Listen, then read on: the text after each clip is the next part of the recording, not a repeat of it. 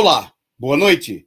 Terça-feira, dia 24 de maio, estamos entrando no ar com mais um resumo do dia, o seu Jornal da Noite da Causa Operária TV.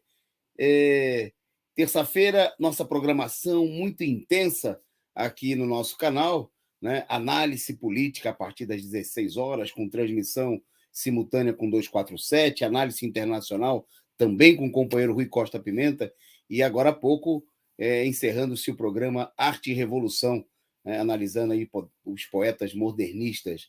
E a gente teve problemas técnicos, aí muita gente que estava assistindo conosco o Arte e Revolução viu aí, inclusive cruzaram-se aí as linhas de transmissão, problemas de um canal, de um canal independente que procura se estruturar. Então, a gente pede desculpas a gente tentou colocar no ar mais cedo o programa, a gente não conseguiu e acabou deu tilt, né? Deu problema aí na nossa...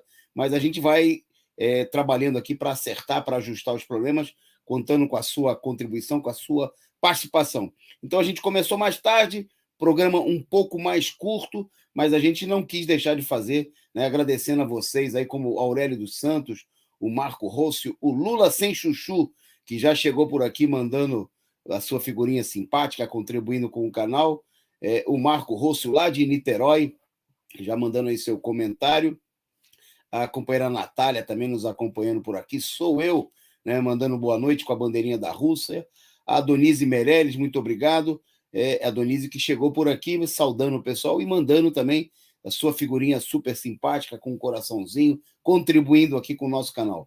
Boa noite, companheira, muito obrigado. A companheira Estefânia e a Clara também participando conosco por aqui, dizendo que maratona de lives do PCO.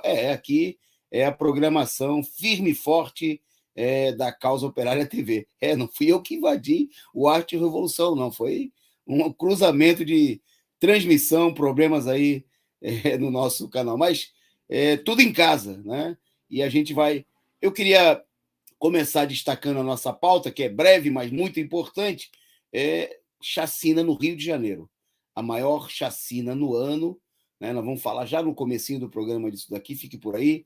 E o segundo tema central aqui é a questão da Rússia, né?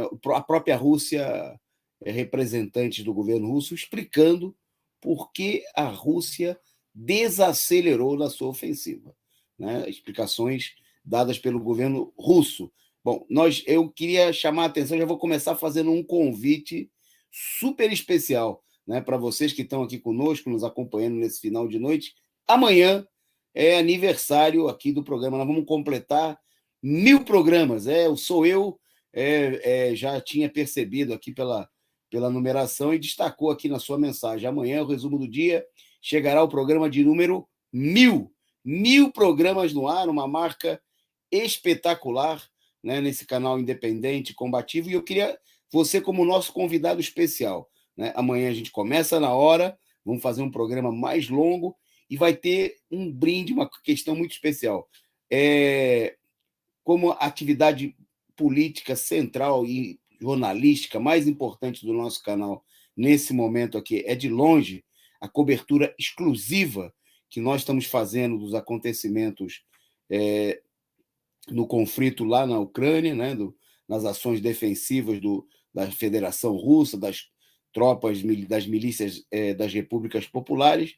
Amanhã, o companheiro Rafael Dantas vai estar aqui em transmissão ao vivo aqui com o nosso programa, diretamente de Lugansk, vai participar do programa, vai debater com a gente, vai responder aqui a perguntas. Então, amanhã, lá vai ser 4 horas da manhã, 4h30 da manhã, mas os companheiros vão acordar mais cedo, né? O companheiro Rafael Dantas vai participar conosco, nosso programa de número 1000, né? Um programa de solidariedade, de apoio à luta do povo russo, da luta contra o nazismo, contra o fascismo e contra o imperialismo.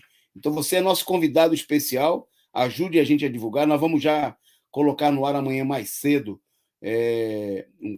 um card divulgando aí o programa. Eu queria que você compartilhasse aí nas redes sociais, divulgasse para a gente arrebentar a boca do balão, né, num programa com uma grande audiência, né, e que é uma marca muito importante do resumo do dia e de toda a nossa programação aqui da Causa Operária TV, que está onde está a luta dos trabalhadores, né? Onde está o sofrimento, a luta, as reivindicações, e nós vamos fazer um programa de número 1000, saudando esse momento importante da luta dos trabalhadores, da luta internacional, que é a luta do povo russo, dos povos do Donbás, né, e de todos aqueles, também dos povos da Ucrânia, contra a opressão, contra a tentativa de massacre, né, de genocídio da parte do imperialismo. Bom, então acompanhe, divulgue aí, e agora também nós já temos aí dezenas e dezenas de pessoas, nosso número está crescendo aí, embora começando mais tarde,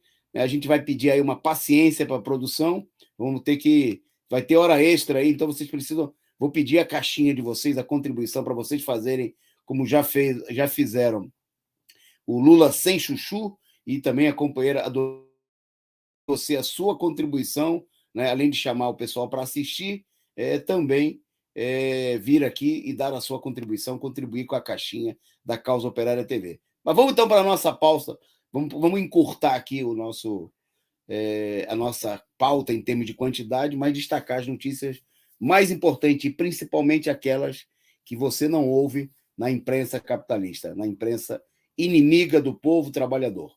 Bom, eu queria começar justamente por um tema central do programa, que é a questão da chacina no Rio de Janeiro, né? Hoje, queria chamar a atenção, né, pelo horário que começou, está nos noticiários aí, embora de maneira menos destacada, às 4 horas da manhã.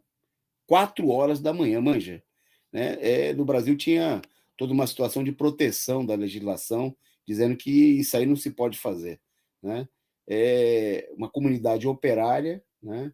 E o tratamento é um tratamento. A gente olha essa imagem que a produção colocou para a gente, parece o batalhão Azov, né? Parece aí um bando de fascistas, de gente que está em guerra contra o povo, né? Que está em guerra contra a população pobre, negra, trabalhadora, e é mais ou menos isso.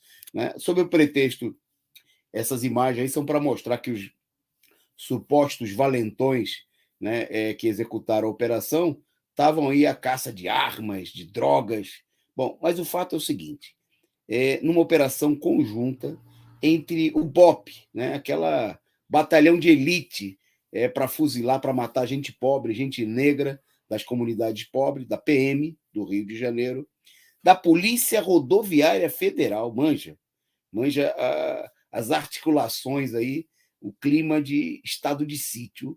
Então, Polícia Rodoviária, o que tem a Polícia Rodoviária, né, para estar na favela desenvolvendo uma ação supostamente de combate ao crime organizado, ao tráfico de drogas? Bom, e também com a Polícia Federal, essa junção de tropas, né, dessas máquinas de guerra contra a população, entraram na comunidade no Rio de Janeiro, na Vila Cruzeiro, né, ali nas proximidades da Avenida Brasil, na Zona Norte, e os números, né, começaram desde cedo a divulgação, nos primeiros momentos, de 13 mortos, e agora à noite já havia declaração de que os números eram 22 e até 23 mortos. Né?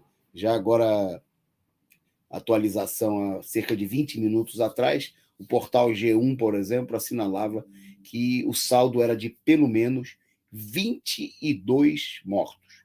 Né? Mas já tem comentários na rede que o número é maior, há denúncias de moradores. Veja, a operação começou às 4 horas da manhã. Bom, a alegação oficial, por enquanto, da polícia, de que entre os 22 mortos, 12 eram suspeitos. Presta atenção. Suspeitos. Eles reconhecem que pelo menos uma moradora, uma mulher, foi morta dentro de casa, né, a senhora Gabriele Ferreira da Cunha, de 41 anos, que levou um tiro dentro de casa na entrada da Chatuba, que fica ao lado da Vida Cruzeiro. Quer dizer, os tiros eram tantos e tamanhos, né, que atingiram até comunidades próximas da região. Bom, e os mortos, quer dizer, nessa alegação oficial da polícia, haveria 12 suspeitos e 10 pessoas que não eram suspeitos. Eles chegaram atirando, como fazem de costume, né? Aí, sempre, como sempre, acontece aquele debate: se foi um excesso, se foi um exagero. Não, não foi um excesso, foi um exagero. É o modus operandi, né? É a forma habitual, a forma criminosa de ação da polícia contra a população pobre, trabalhadora, negra do Rio de Janeiro e em muitas cidades do país. Isso acontece há pouco mais de um ano do massacre do Jacarezinho, né, quando 27 pessoas, na maior operação, maior chacina em uma única operação policial na história do Rio de Janeiro, e agora, até o momento, em números declarados, 23 mortos. Eu destaco aqui alguns comentários, por exemplo, o ouvidor da Defensoria Pública do Rio de Janeiro, o Guilherme Pimentel, né, tamanha a voracidade, né, o alcance do massacre, que levou ao fechamento de 11 escolas na região, tiveram que ficar suspensas as aulas, né, de acordo com a Secretaria Municipal. A operação foi uma operação de larga escala, premeditada, com a presença de helicópteros blindados da Polícia Militar, agentes por terra, né? Bom, e o procurador, o Pimentel, ele disse o seguinte: ninguém merece passar por isso. Essas operações policiais em favelas colocam em risco a vida de toda a população, impedem o funcionamento de serviços públicos, do comércio e viabilizam a saída de milhares de pessoas para trabalhar e estudar, gastam rios de dinheiro e não resolvem, nas palavras do ouvidor-geral da Defensoria Pública, e não resolvem absolutamente nenhum problema de segurança, o que é, por demais, óbvio, óbvio, óbvio e óbvio. Bom, muita gente relatando aquilo que foram verdadeiras cenas de guerra, né, com centenas, provavelmente milhares de tiros disparados, né, e centenas de mães procurando pelos filhos desaparecidos, né. Notícias, durante o dia se comentavam notícias de corpos e feridos na mata, né, porque no enfrentamento, e denúncias. Bom, é claro que nós estamos vendo aí o que a polícia do Rio de Janeiro, como de resto a polícia em todo o Brasil, está fazendo é mostrar que, de fato, está instituída a pena de morte, né? Que a polícia, inclusive, é uma situação tão bárbara que a polícia se considera no direito, inclusive, de decretar a pena de morte sem nenhum tipo de sentença judicial, né? A polícia decide se vai matar, mata, né? Mesmo que na Constituição brasileira não haja pena de morte, executa, julga, né? Faz o que bem entende, mata pessoas que são consideradas suspeitas, veja, né? Não seria legal, não seria devido se as pessoas fossem pessoas condenadas, fossem pessoas procuradas pela polícia. Agora, se trata de pessoas suspeitas, né? Metade apenas das pessoas que foram baleadas, foram fuziladas, né? E a gente vai ver nas próximas horas que isso aí todo mundo se cala, né? Se cala a direita fascista, bom, obviamente os que comemoram os genocidas, os bolsonaristas, né? O governo do Rio de Janeiro, Cláudio Castro, que é a continuação ipsiliter do governo genocida fascista do Witzel, né? E que, vamos lembrar aqui, que setores da esquerda, né, como, por exemplo, o vice-presidente nacional do PT, o Quaquá, queria que o PT apoiasse como candidato da esquerda no Rio de Janeiro. Ele que é o candidato do Bolsonaro, é o candidato do fascismo, é o candidato da direita, né, da extrema-direita, e tinha gente da esquerda, simplesmente, que em troca de cargos, de vantagens, né, pretendia ver a esquerda, pretendia ver, e ainda tem. Né, tem gente no esquema, tem gente negociando, né, um esquema, uma operação de tipo eleitoral com esse tipo de genocida, de facínora, de inimigo do povo. Bom, como eu disse, é o modus operandi da PM, né? A operação para espalhar terror, né? Para meter medo na população trabalhadora, né? Quando acontece aí que algum grupo, alguma facção ligada ao tráfico é retirada, é reprimida, é só para colocar outra no lugar, né? Vai ver que a outra vai pagar uma comissão maior, né, para quem expulsou o adversário, né, aquele que compete pelo domínio do mercado. Né? Nunca há nenhum tipo de solução que a gente tem, né, é uma política de repressão e genocídio geral contra a população. Né? Quem já passou, eu já tive a oportunidade de dormir em comunidades atingidas por esse tipo de operação de madrugada, você acordar 4 horas, 5 horas da manhã, com tiroteio, com invasão da polícia. Né? A gente vê, veja só, a gente vê todo dia a direita, a burguesia, fazendo o maior escarcéu sobre, supostamente, um morto ali e acolá lá na Ucrânia, né, para tentar fazer uma campanha aí contra a Rússia, como nós estamos vendo. Agora, no Rio de Janeiro, 23 mortos. E há um ano atrás foram 27 em Jacarezinho. Toda semana é essa política, mesmo que seja numa escala menor, e nada, absolutamente nada acontece. É preciso defender a dissolução da PM e de todo esse aparato repressivo, que nada mais é do que uma máquina de guerra contra a população trabalhadora. Eles estão em guerra, mas não é contra o crime, né? Não tem nada a ver de combate à droga, isso é só desculpa, é só pretexto. A verdadeira guerra, né, de toda essa máquina, de todo esse aparato, é contra o povo brasileiro, é contra o povo trabalhador, é contra a população pobre e negra. E tem gente, né, que quer mais verbas, né, que quer apoiar toda essa operação criminosa, e, infelizmente, inclusive, gente da esquerda, né, que apoia toda essa operação criminosa. Vamos em frente, né? Nós vamos amanhã, vamos falar mais desse tema, vamos voltar com o balanço. Você pode acompanhar também nos nossos programas ao longo do dia de amanhã, no diário Causa Operária, causaoperária.org.br. Bom, eu destaco brevemente, vou fazer aqui, né, vou passar por alguns pontos de maneira mais o encaminhamento da PEC 206, né, proposta de emenda constitucional que pretende impor a cobrança de mensalidade nas universidades públicas, né, que está em discussão na Comissão de Constituição e Justiça e Cidadania da Câmara dos Deputados. Estava na pauta desse dia de hoje, mas, segundo o relator, olha quem é o relator, hein? Manja quem é o relator, né, da comissão dessa PEC, é o deputado federal Kim Kataguiri, né? E anunciou que provavelmente a medida vai ser adiada na pauta para a semana que vem. Bom, a Comissão de Constituição e Justiça está avaliando a admissibilidade da proposta, ou seja, se a PEC, supostamente, viola ou não as cláusulas pétreas da Constituição. Né? E caso ela seja admitida, ela vai ser avaliada no mérito por uma comissão especial nas próximas semanas.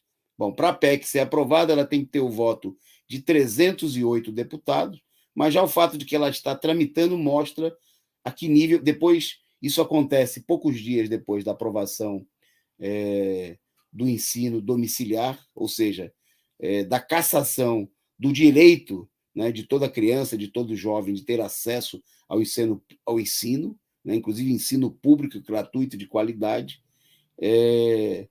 substituída por outras normas, como é defendido aí pela extrema-direita. Bom, e a proposta, né, ela pretende fechar as portas do conhecimento para os filhos das famílias trabalhadoras, né, transformando aí as universidades, ainda mais, né, nas universidades públicas, que são as de melhor qualidade, em ilhas da elite, como diz a Associação Nacional de Pós-Graduandos, né, divulgou aí mensagem nas redes sociais a respeito.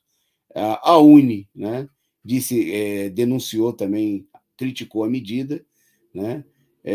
O projeto, obviamente, a UNE, os protestos da UNE, como a gente vem vendo, se limitam aí às redes sociais, né? Falta aí uma iniciativa pública de denúncia, de mobilização dos estudantes, né? Porque todas essas medidas elas vão no sentido de promover aí uma privatização, de fato, né, das universidades, permitindo a cobrança. Bom, obviamente que o fascista do MBL, Kim Kataguiri, né, do partido aí do Mamãe Eu Falei, e de muitos outros direitistas, golpistas, está a favor, né, divulgou aí, se posicionou, inclusive postou na sua rede social. Sim, sou a favor de que os ricos paguem mensalidade. A gente sabe o que vai acontecer, né?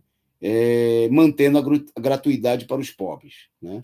É o pretexto, a gente sabe como é que começa, né? Essa campanha de que é os ricos que vão pagar, começa para facilitar a aprovação da medida da cobrança das mensalidades, né? Até que isso se imponha de maneira indiscriminada. O ensino tem que ser público, tem que ser gratuito, né? Ensino não pode ser comércio, né? As universidades privadas deveriam ser, todas elas, estatizadas, porque a educação não é uma mercadoria que não deveria, né, ser uma mercadoria que pudesse ser colocada à venda. O conhecimento tem que ser colocado à disposição de toda a sociedade, né? Tem que ter livre ingresso, livre acesso à universidade com o fim do vestibular.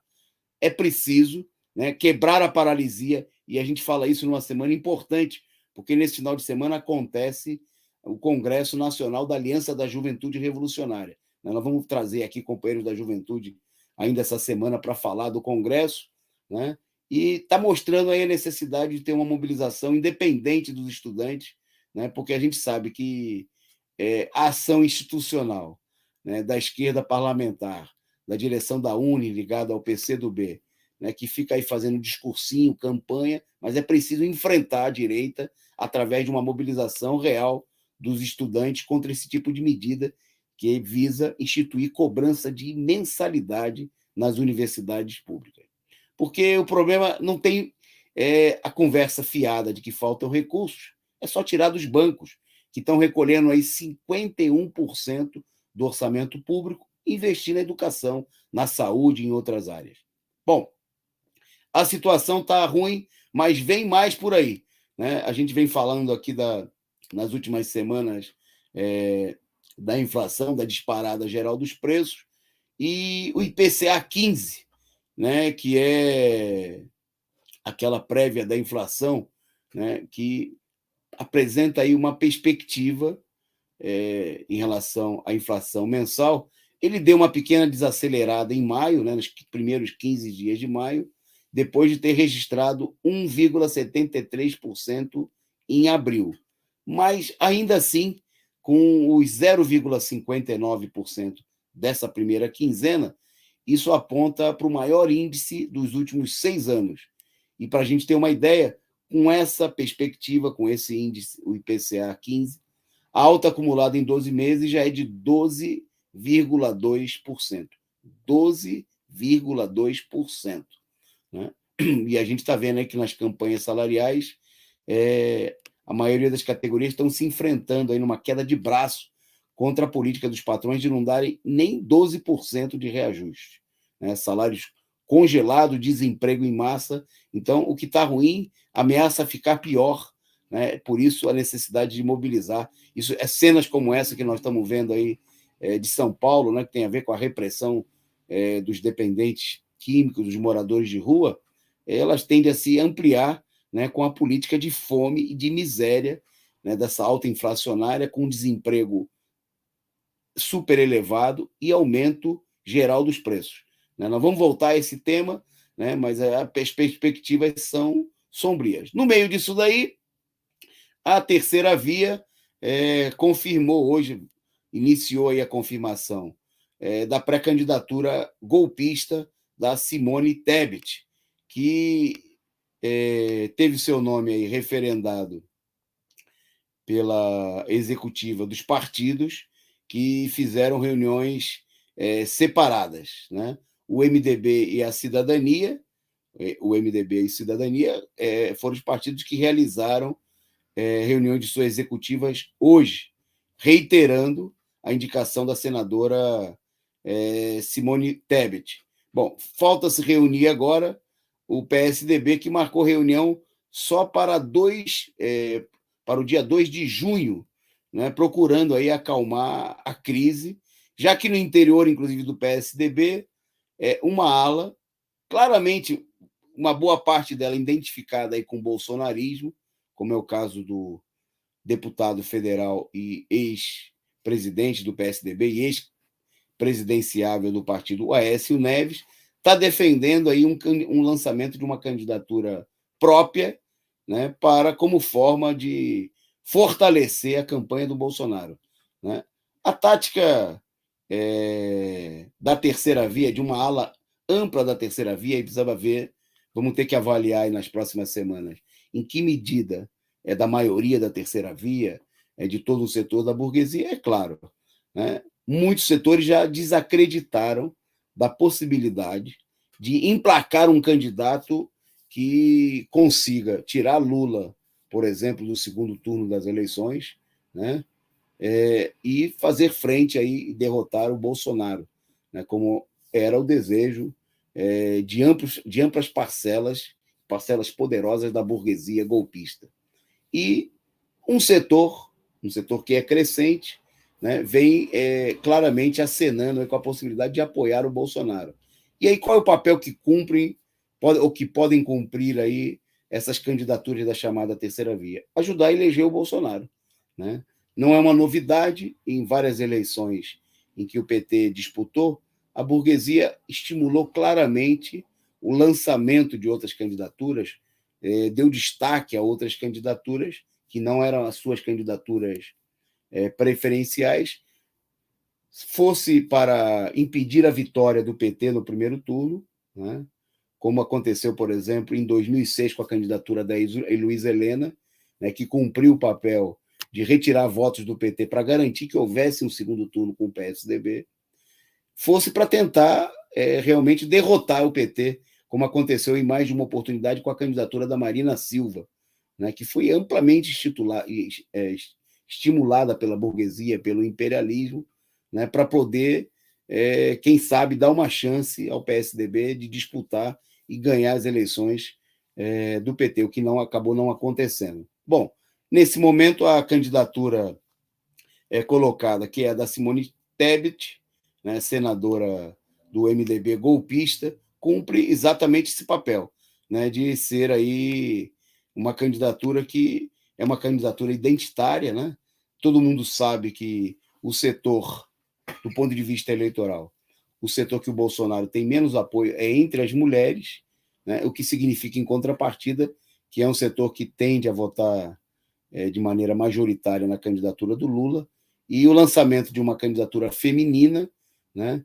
Embora que nada tenha a ver com a luta das mulheres, né? Com a luta pelas reivindicações das mulheres, uma candidatura feminina que perfilou ao lado, né, de todos os golpistas que ajudaram a derrubar o governo da primeira mulher eleita presidenta da República no país, a companheira Dilma Rousseff, né?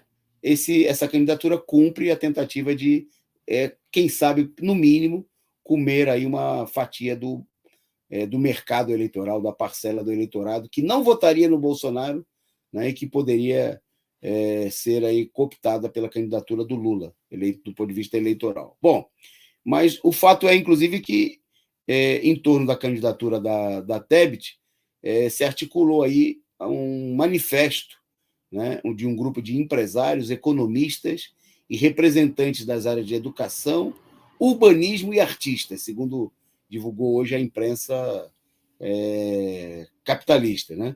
Assinaram um manifesto endossando. Bom, isso aí chama atenção. É uma possibilidade que a candidatura expresse aí algum apoio real de setores da burguesia que vão testar nas próximas semanas se essa candidatura emplaca, né, e se ela pode ser uma candidatura para valer, né, para colocar em campo aí a alternativa da terceira via, ou para cumprir o papel, né, de retirar votos do Lula, simplesmente. Mas entre os signatários desse manifesto estão aí o Armínio Fraga, né, velho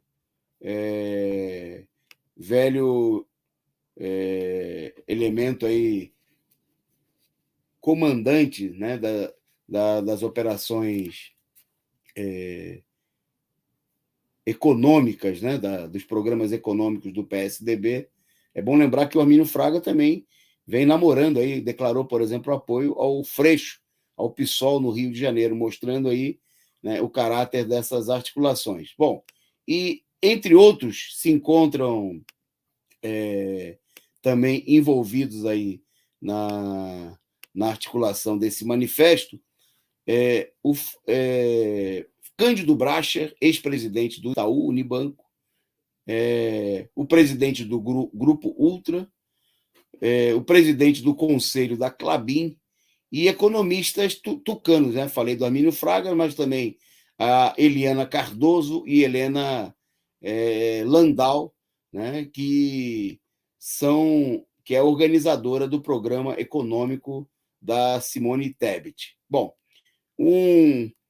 uma provável articulação aí seria lançar como vice o senador Tasso Gereissati, do PSDB, mas há ainda aqueles que cogitam o lançamento da candidatura do ex-governador do Rio Grande do Sul, o Eduardo Leite, que hoje declarou que não, que vai ficar no governo do Rio Grande do Sul, né? Mas é preciso ver se isso de fato acontece. Vamos ver nos próximos dias qual é a tendência real que se expressa aí no meio dessa situação.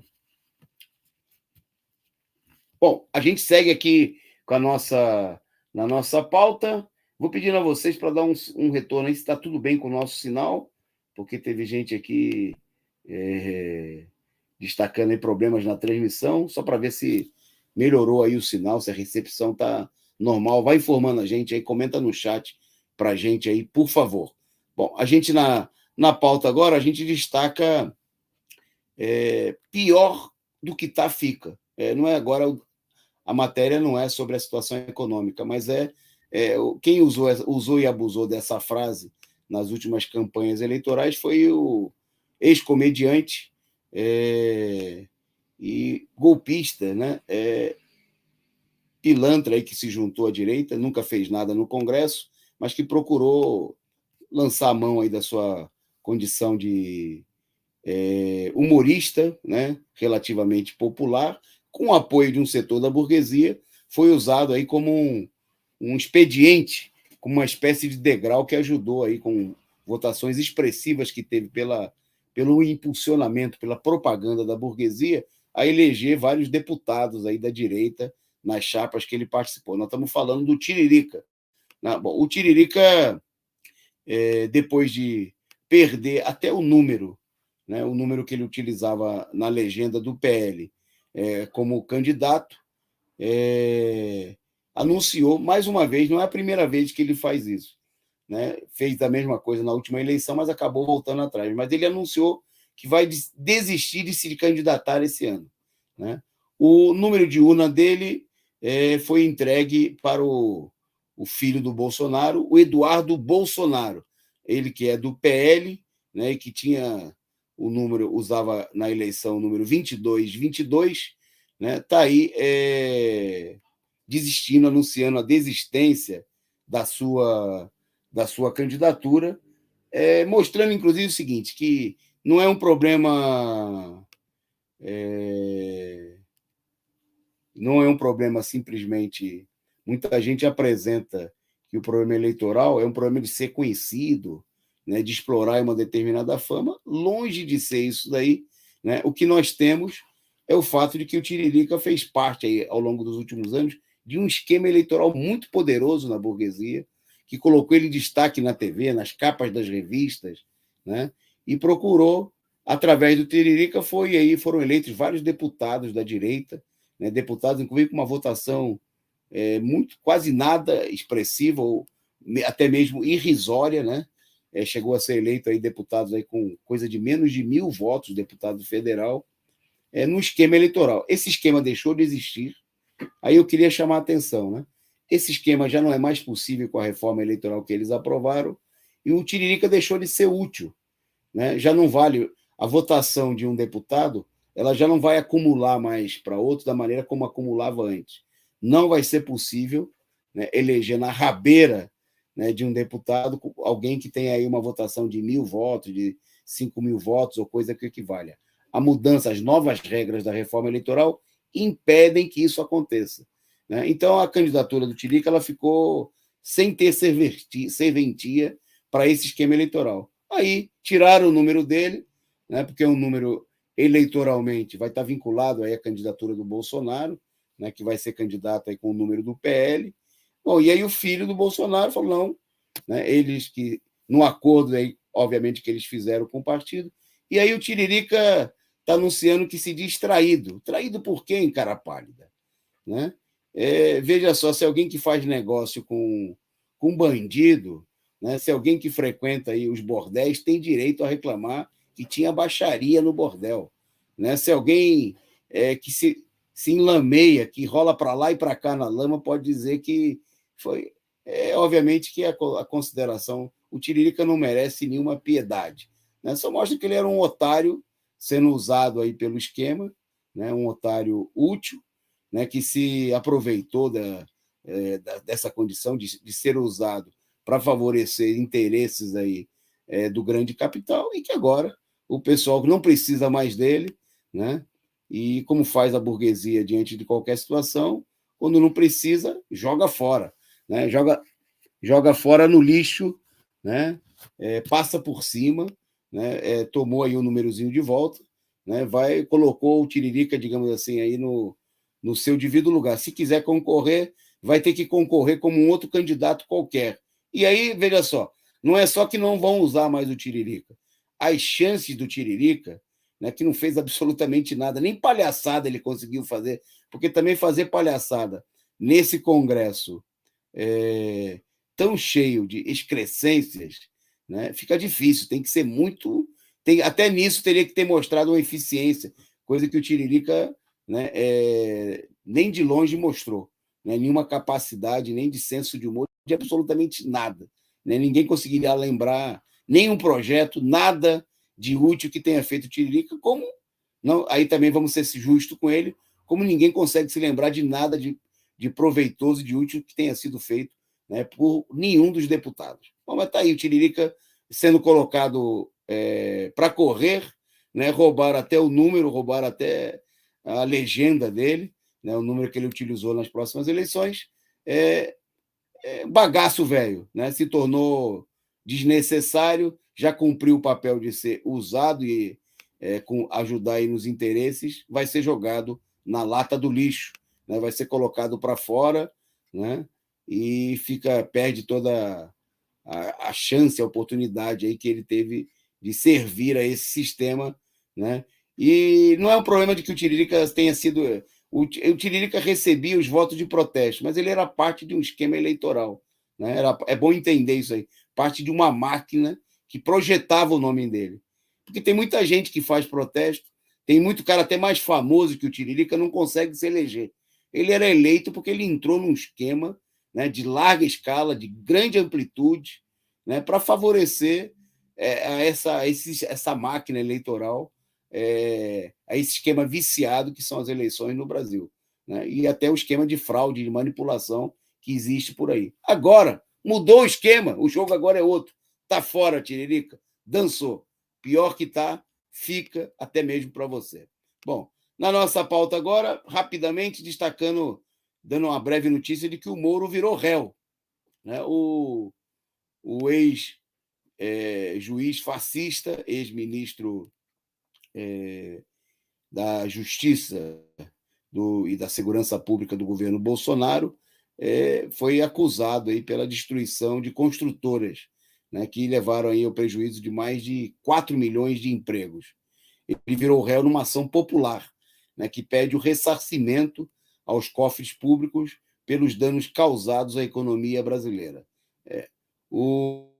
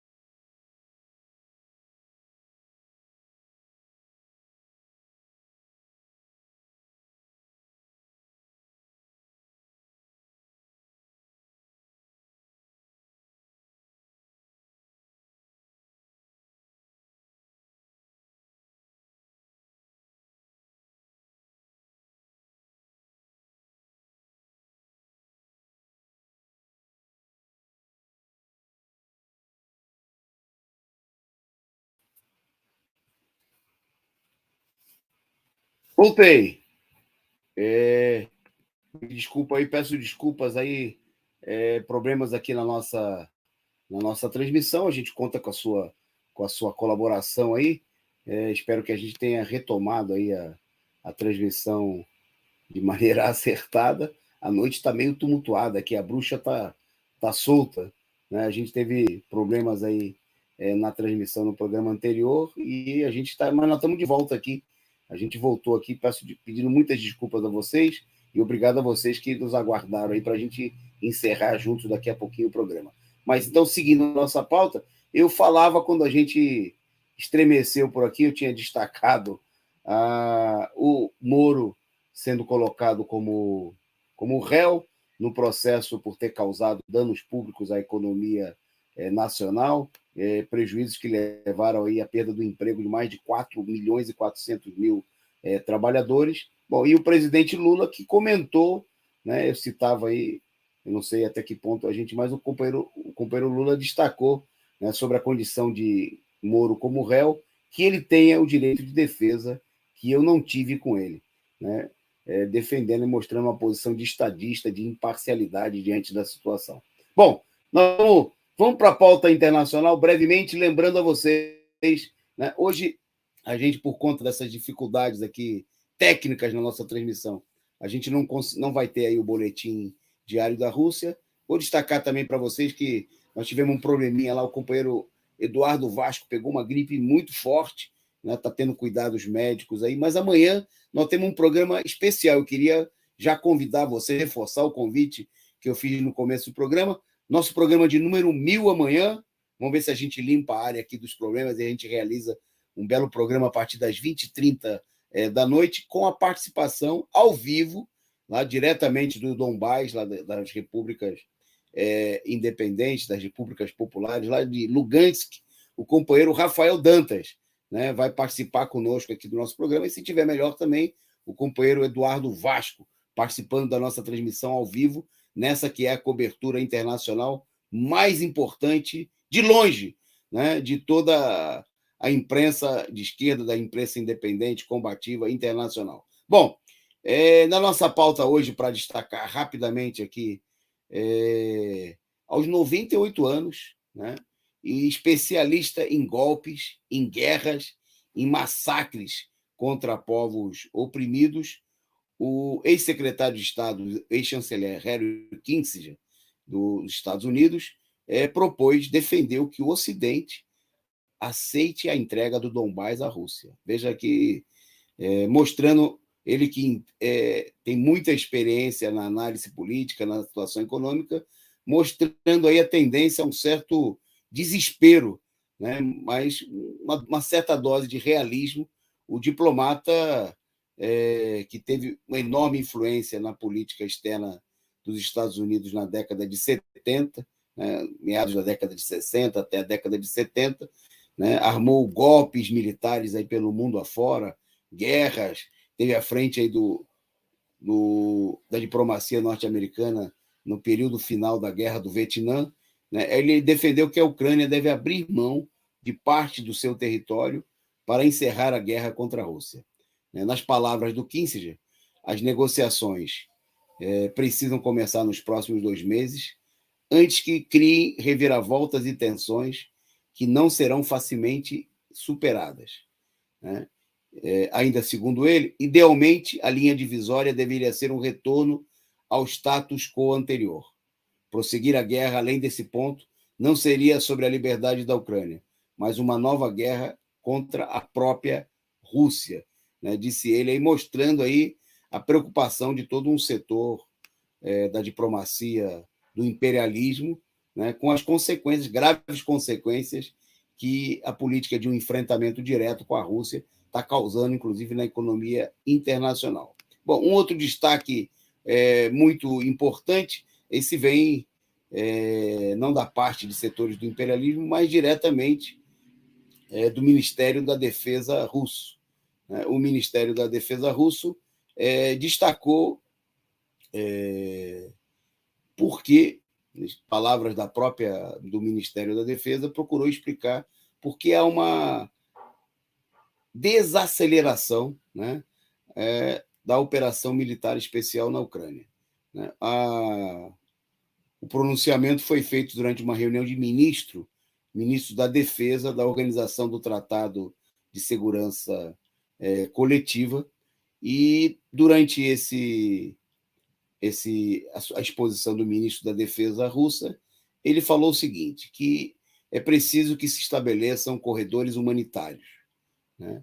E se anuncia o cessar-fogo para a saída de civis das zonas cercadas, né, para que haja um menor número de vítimas. Né? O destaque foi feito, né, pelo titular da Defesa, do Ministério da Defesa russo, mostrando aí a preocupação, né, que a Rússia não vem promovendo, isso ficou claro em todos os momentos, logicamente o que vem sendo ocultado pela imprensa capitalista, não vem promovendo uma guerra de ocupação, né, não vem promovendo uma guerra ofensiva para destruir, né, as regiões que têm sido aí alvo da operação militar da Rússia na Ucrânia, né, mas vem promovendo uma guerra de libertação, né, uma guerra de defesa, uma ação defensiva contra toda a operação criminosa que a OTAN e os Estados Unidos estavam levando adiante, né, para preparar aí toda uma operação de provocação contra a própria Rússia, né, toda aquela operação de extermínio, de massacre, de opressão dos povos russos na região do Donbás, né, e a Rússia tem agindo aí primeiro utilizando armas de precisão, né, nós mostramos aí, inclusive no relatório apresentado ontem pelo companheiro Rafael Dantas, diretamente lá do Donbás, né, já são quase 10 mil alvos militares, mais de 3 mil, né, entre aviões, helicópteros, né, uma série de alvos, de depósitos militares. Quer dizer, a Rússia tem procurado agir com enorme precisão. Em várias regiões, a população é avisada, né, toda vez que isso aí não coloca, obviamente, em risco a própria operação, de que vai haver uma ofensiva, se permite a liberação da população civil. Isso só não aconteceu em várias regiões porque os nazistas, né, das forças armadas ucranianas impediram a saída, a fuga da população, mas a Rússia tem procurado estimular, né, para que haja um enfrentamento, principalmente, né, com o aparato militar da Ucrânia, né, a desmilitarização da Ucrânia, para que as forças da Ucrânia, que têm recebido aí todo um aporte dos países imperialistas, deixe de ser um perigo, né, para a própria segurança russa e, obviamente, a desnazificação, como foi apontado, né, a derrota das forças nazistas, que o que vem tendo aí um grande êxito. Né? Então, nesse sentido, a desaceleração, a explicação do Ministério da Defesa foi de mostrar no sentido de que a Rússia não promove uma guerra, né, que vai até as últimas consequências, né, mas está avançando de maneira segura, lenta, né, gradual, mas muito firme, no sentido de cumprir os propósitos que estabeleceu desde os primeiros dias. Né? Bom, por último, eu vou fazer um destaque. A gente tem mais tema, nós vamos deixar para amanhã, pelo adiantado da hora, agradecendo muito aí a presença, a colaboração de vocês, mas eu queria destacar o último tema, como último tema, as tentativas dos Estados Unidos de salvar aí a chamada Cúpula da América. Né? A gente viu nas últimas semanas uma série de dirigentes latino-americanos anunciando que não participariam da Cúpula das Américas, é o caso do México, né, foi o caso da Bolívia.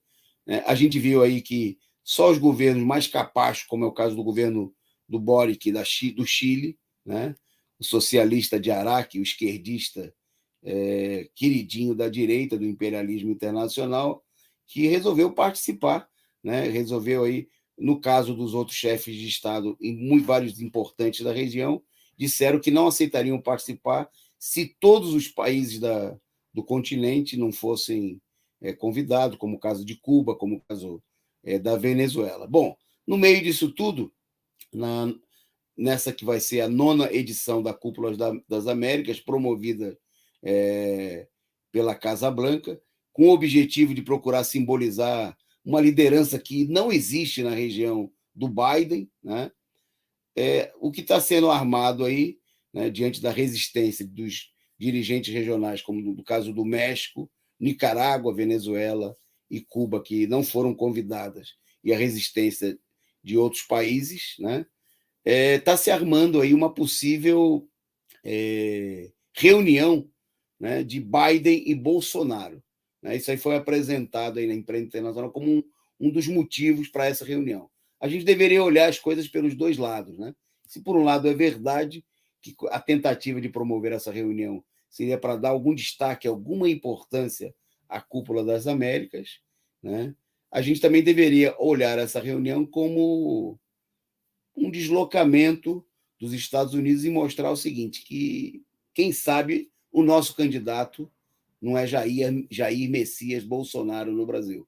Quer dizer, de que o imperialismo, assim como todo um setor da burguesia brasileira, está considerando firmemente a possibilidade de apoiar, né, a eleição do Bolsonaro diante da possibilidade da vitória de um candidato que não é bem quisto pelo imperialismo, né, não é bem quisto pelos grandes capitalistas internacionais e também aqui do Brasil, que é a candidatura do ex-presidente Luiz Inácio Lula da Silva. Né? Isso aí deveria fazer a esquerda botar as barbas de molho e entender claramente que sem uma grande mobilização popular, né, sem mobilizar as tropas que sejam capazes de levar para as ruas milhões de pessoas em favor da candidatura do Lula, da luta contra a ofensiva, contra as armações que estão sendo feitas, que estão se projetando por cima, certamente o que nós vamos ter é uma unidade, né, de setores importantes da burguesia, em torno, inclusive do imperialismo, em torno da candidatura do Bolsonaro e da fraude, né, que a burguesia vai montar em torno dessa operação, naquilo que a gente deve considerar a terceira etapa do golpe. Está aí. Vamos ficando por aqui. A gente agradece, pede desculpa aí pelas muitas falhas técnicas no dia de hoje, né, coisas de um canal proletário, revolucionário, socialista, mas eu queria agradecer a vocês aí pela tolerância, pela participação, e a gente volta amanhã, programa de número 1000, prometendo dar batalha aqui para recuperar os problemas, né? E a gente teve muitos problemas ao longo desses 999 programas que nós realizamos até hoje, né? Mas com certeza vamos seguir enfrentando e superando os problemas com a sua ajuda, com a sua participação. Muito obrigado a vocês todos aí pela audiência, a vocês também que nos acompanham fora do horário, na retransmissão. Forte abraço a todos e amanhã sejam todos bem-vindos, estão todos convidados a participarem do resumo do dia número 1000 e eu conto com vocês. Até amanhã, forte abraço.